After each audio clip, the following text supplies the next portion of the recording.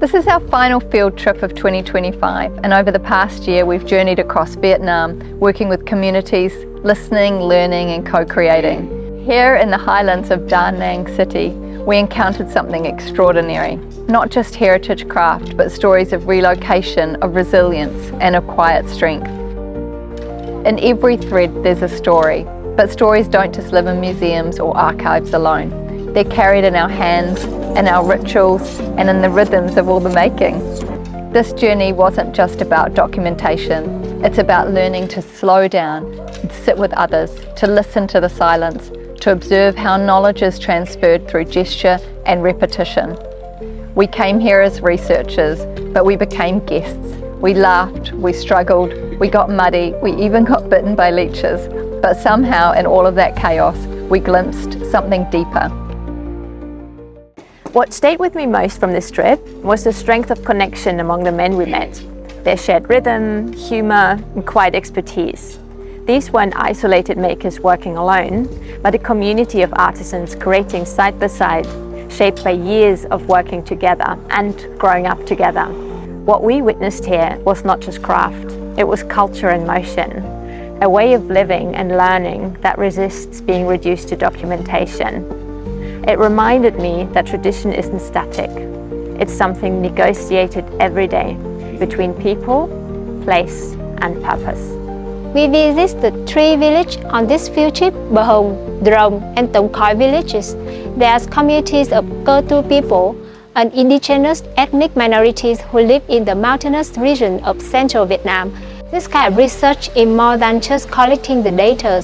It is about understanding how knowledge lives in people, in practice, and the relationship we build together. One of the most memorable moments for me was the cultural music demonstration.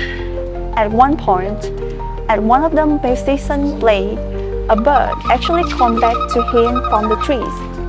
It was this beautiful, quiet moment of dialogue between human and forest that really stayed with me.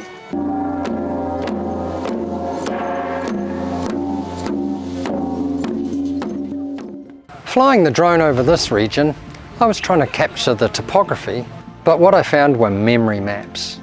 From above, the forest appears whole, green, really vast, uninterrupted. But once you're on the ground, you begin to sense different layers. Perhaps what's been lost, what still remains, and what continues to grow.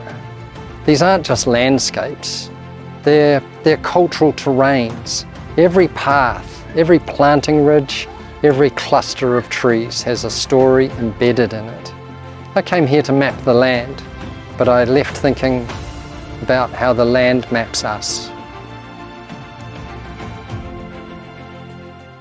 Weaving has always been a way to tell stories, but here I've noticed something that stayed with me.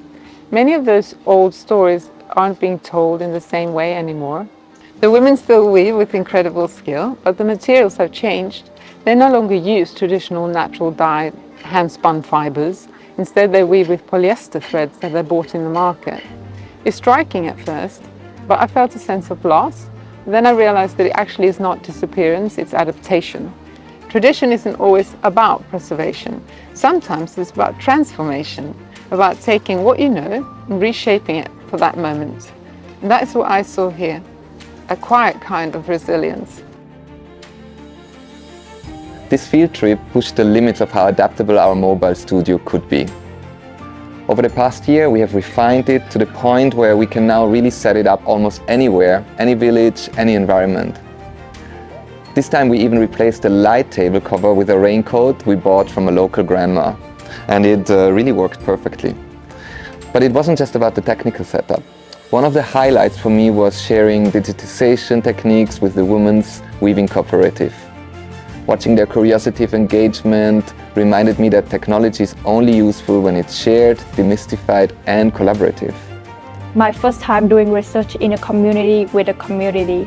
We work alongside the Cơ Tu people to explore their cultural knowledge might be digitized, not extracted, but documented with care. It showed me that research isn't about the answer, it's about the present, humility and trust. I learned that research with people, not about people, is where the most meaningful insight emerge. Cultural resilience doesn't only live in what's preserved, it lives in what continues to evolve in context and through care.